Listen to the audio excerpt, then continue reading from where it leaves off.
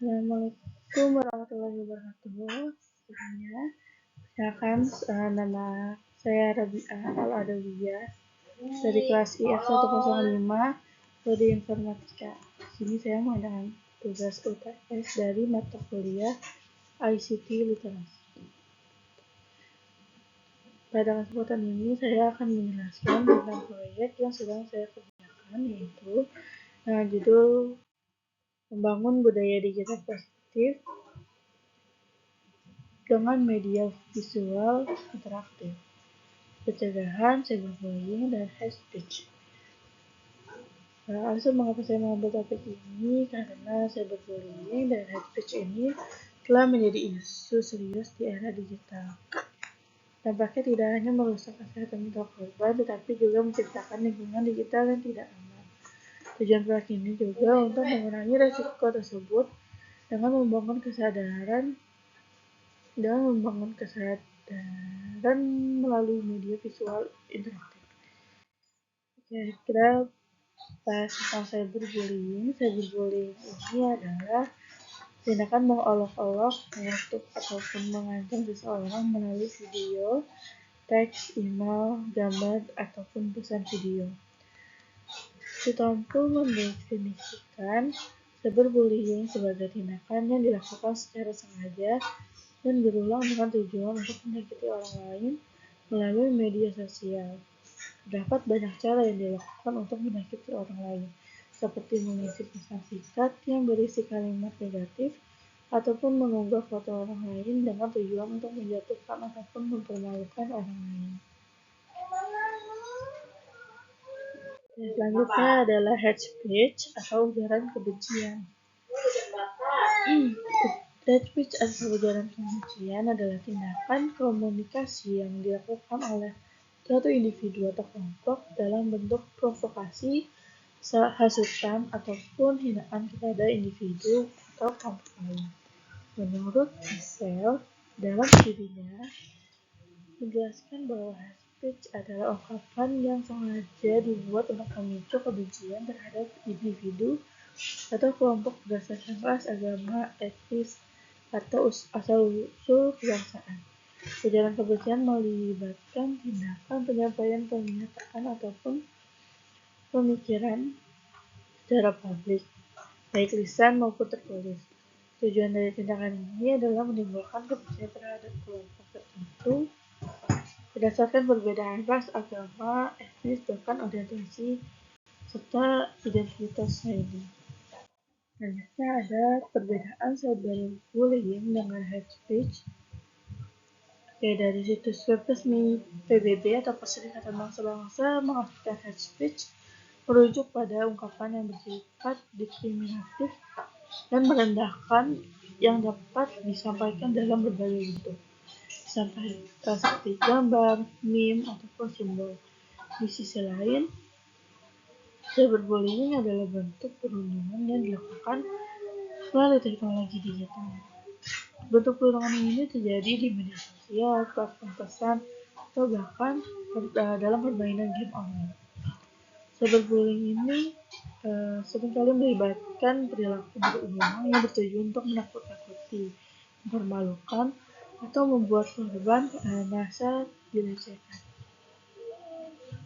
Cyberbullying lebih bersifat personal, bertujuan untuk melecehkan, merendahkan, atau mengintimidasi individu.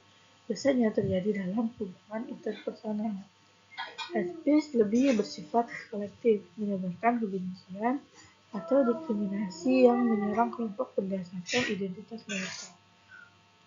Hate speech lebih terkait dengan ungkapan kebencian terhadap kelompok berdasarkan identitas tertentu. Bisa terjadi di platform digital ataupun dunia nyata. Sedangkan di cyberbullying itu lebih kepada perilaku merundung individual melalui platform digital. Kita lanjut, ada aspek-aspek dari cyberbullying. Yang pertama ada flaming atau amarah, mengacu pada perlakuan frontal yang menggunakan kata-kata kasar untuk memprovokasi, memicu amarah, dan mengejek serta menghina seseorang dalam bentuk penghinaan, dalam media sosial. Yang kedua ada harassment. Harassment yaitu melakukan komentar untuk menjatuhkan seseorang dan menghasut orang lain untuk melakukan hal yang sama, di mana memberikan gangguan melalui berbagai macam jejaring sosial yang dilakukan secara terus-menerus bahkan dalam jangka yang panjang. Yang ketiga ada denigration. Denigration sengaja mengumbar keburukan orang lain melalui internet serta memfitnah orang lain dengan tujuan untuk merusak citra dan reputasi orang lain. Yang keempat ada impersonation. Impersonation dapat diartikan sebagai meniru orang lain dan mengirim informasi atau status yang buruk bukan atas nama dirinya sendiri atau atas nama si pelaku. Contohnya pelaku menggunakan akun palsu dan foto si korban. Berikutnya ada tricky and outing. Tricky dan outing itu memiliki arti yang beda walaupun artinya itu sama untuk tujuan yang sama juga. Outing itu tindakan tipu daya langsung membagikan rahasia orang lain tersebut melalui foto, video ataupun rahasia si korban. Sedangkan kalau tricky itu tindakan yang membujuk seseorang, si korban tersebut, dengan trik untuk mendapatkan berbagai rahasia, foto ataupun informasi pribadi dari orang tersebut untuk tujuan yang pastinya kurang baik. Yang keenam ada exclusion, merupakan tindakan sengaja mendorong memojokkan seseorang ke dalam keputusan di dalam kelompok tersebut ataupun grup diskusi online lainnya. Yang ketujuh ada cyberstalking. Cyberstalking merupakan perilaku di mana seseorang, si penjahat itu mengontrak atau pelacak seseorang, si korban itu di media sosial untuk berulang kali mengirimkan informasi bahkan dengan ancaman atau intimidasi. Tindakan ini dapat membuat korban merasa terekspos privasinya, ketakutan, bahkan sampai depresi. Berikutnya ada faktor pengaruh cyberbullying. Yang pertama pengaruh lingkungan, karena merasakan tekanan dari teman sebaya mungkin si pelaku cyberbullying ini atau kelompok tertentu, mereka mungkin khawatir akan kehilangan sahabat ataupun mereka ingin merasa diri itu dapat diterima oleh kelompok lain gitu. Jadinya dia melakukan cyberbullying. Dua, masalah pribadi atau emosional negatif. Orang yang melakukan cyberbullying memiliki masalah emosional negatif yang mereka luapkan kepada orang lain. Mungkin karena mereka merasa cemburu atau frustasi atau bahkan tidak mendapatkan kebahagiaan, jadi menggunakan cyberbullying sebagai tempat menyalurkan emosi tersebut. Keinginan memuaskan diri sendiri yang ketiga. Orang yang melakukan cyberbullying karena mereka mendapatkan kepuasan atau mereka merasa berkuasa dengan merendahkan ataupun menyakiti orang lain secara online. Mungkin karena merasa tindakan mereka memberi perasaan kayak superioritas gitu. Dan yang terakhir ketidakpuasan, ini masih bersangkut paut karena pelaku cyberbullying ini merasa aman di balik layar komputer ataupun perangkat lainnya seperti handphone dan lainnya. Mereka dapat menyembunyikan identitas mereka dan mereka merasa bahwa tindakan mereka tidak akan memiliki konsekuensi dalam kehidupan nyata. Mereka bisa saja menggunakan akun palsu, menggunakan foto ataupun data pribadi orang lain, itu termasuk tindakan cyberbullying. Baik, selanjutnya adalah dampak terhadap korban cyberbullying. Yang pertama, rasa malu karena cyberbullying itu terjadi di dunia maya. Kejahatan ini akan sulit dilupakan. Korban merasa terekspos dirinya, privasinya, rasa malu dan kurang percaya diri. Ketika cyberbullying terjadi, materi, pesan ataupun teks yang berisi penghinaan tersebut dapat dibagikan kepada orang lain. Banyak orang yang tahu tentang intimidasi ini dan dapat menyebabkan akun merasa terhina dan malu. Yang kedua, kurangnya percaya diri. Korban akan merasakan keraguan yang intens terhadap dirinya sendiri. Akibatnya mereka akan menghindari berinteraksi kepada orang lain atau bahkan beraktivitas setiap kala itu bisa juga dapat berkurang. Yang ketiga, depresi dan kecemasan. Korban cyberbullying dapat mengalami kecemasan, depresi, dan kondisi terkait stres lainnya. Tekanan tambahan dari cyberbullying secara terus-menerus juga dapat menghilangkan perasaan bahagia mereka dan kepuasan si korban. Hal ini juga dapat meningkatkan perasaan khawatir dan merasa dikucilkan. Oke, yang terakhir ada self-harm dan keinginan bunuh diri. Korban cyberbullying itu merespon perasaan depresi mereka dengan melukai dirinya sendiri, sampai muncul ide untuk bunuh diri. Oke, selanjutnya ada budaya digital positif serta animasi dan media visual interaktif. Pertama ada budaya digital positif. Budaya digital positif ini merujuk pada penggunaan teknologi digital dan internet secara bijak, konstruktif untuk mendukung perkembangan diri masyarakat ataupun budaya yang lebih baik. Dalam budaya digital positif, penggunaan teknologi bertindak dengan etika yang baik, saling menghormati, berbagi informasi yang benar, dan menghindari hal-hal yang merugikan diri sendiri ataupun orang lain. Berikutnya ada konsep budaya digital positif. Yang pertama ada etika digital. Penggunaan teknologi digital diajak untuk memiliki etika yang baik, yaitu menggunakan internet dan media sosial dengan cara yang sopan, jujur, dan menghormati hak orang lain. Ini mencakup tidak menyebarkan informasi palsu atau hoax, tidak melakukan cyberbullying, membuli secara online, serta menghindari perilaku yang merugikan orang lain. Yang kedua ada keamanan dan privasi.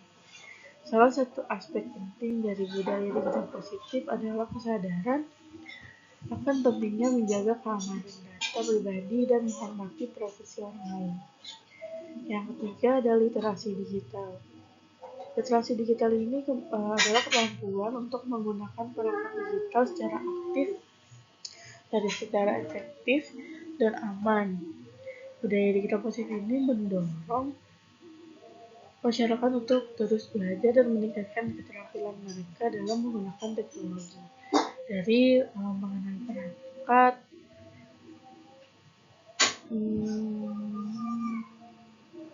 perangkat keras, dan perangkat lunak, hingga memahami cara menghindari resiko di dunia maya seperti penipuan atau perampasan di dunia digital ini. Yang keempat ada penggunaan teknologi untuk tujuan yang positif. Teknologi digital digunakan untuk tujuan yang mendukung kemajuan pribadi dan sosial, seperti belajar online, pengembangan keterampilan, dan berbagai informasi yang mendidik. Pengguna juga diharapkan untuk menggunakan teknologi untuk meningkatkan kreativitas, berinovasi, dan berkontribusi pada solusi sosial, bukan hanya untuk hiburan ataupun konsumsi pribadi semata. Yang kelima, interaksi yang positif di dunia maya. Budaya digital positif mendorong komunikasi yang sehat dan menghormati di ruang digital. Hal ini termasuk berbagi pendapat dengan cara yang konstruktif. Selanjutnya ada animasi. Animasi adalah bentuk ekspresi audio visual yang menarik yang dapat dengan mudah dan efektif diadaptasi, menggunakan video dan audio untuk menceritakan kisah dan menyampaikan ide. Berdasarkan undang tersebut,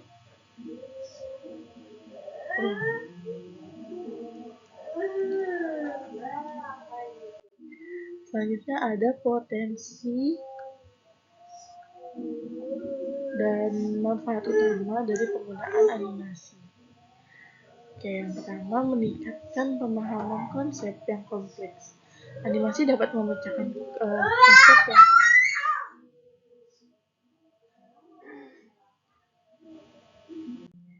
yang ini adalah rangkaian metode yang saya gunakan untuk membuat proyek ini.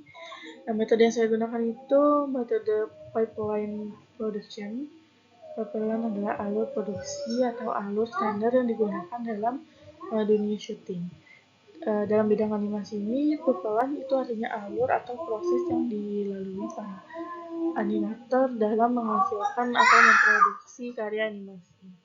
Tahap pipeline ini ada 3 tahapan, yaitu pre-production, production, dan post-production. Pre-production atau praproduksi adalah proses yang dilakukan sebelum proses produksi itu dilaksanakan, dan proses praproduksi ini merupakan proses yang fundamental, yang artinya masih bersifat dasar. Pada proses ini, rencana dari proses produksi akan dirancang. Pada proses ini terdapat beberapa hal yang akan dilakukan, diantaranya yaitu mencari ide dan membuat sinopsisnya. Jadi, tahapan produksi merupakan tahapan yang merealisasikan tahapan yang berada di tahapan praproduksi. Tahapan praproduksi. Praproduksi ini tim produksi animasi bertanggung jawab terhadap keseluruhan proses kreatif dan teknis selama proses produksi berlangsung. Di dalam proses produksi ini ada yang namanya tahapan ringing. Dalam tahapan ini dilakukan sebelum animasi itu dibuat. Setelah storyboard, sebelum model itu dibuat, jadi ada tahapan namanya tahapan model. Model 2 dimensi itu harus melalui proses ringing ini. Caranya ini harus mencakup yang pertama, membuat struktur kerangka pada karakter. Yang kedua, menambah kontrol gerakan agar karakter dapat bergerak realistis. Yang ketiga, mengatur properti tambahan. Jadi setelah storyboard, terus ada namanya proses syuting. Setelah proses syuting ini ditambahkan kontrol gerakan dan menambahkan properti yang harus ditambahkan. Berikutnya ada tahapan pasca produksi atau post production. Pasca produksi ini tahap terakhir dalam proses pembuatan animasi. Di situ ada pengeditan, pertambahan efek visual, evaluasi, dan penyempurnaan hasil akhir atau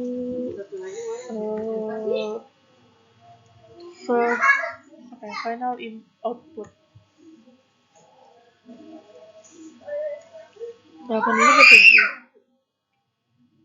Tahapan ini bertujuan untuk memastikan produksi menjadi lebih menarik, dinamis, dan sesuai konsep awal yang dibuat.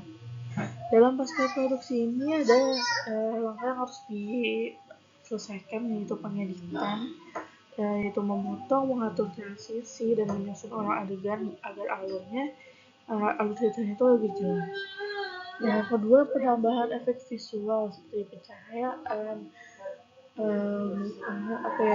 Kita menggunakan Adobe After itu membuat efek yang lebih kompleks. Ketiga, ada sinkronisasi audio, menggabungkan audio, musik latar, audio, efek suara dalam animasi, dan lainnya.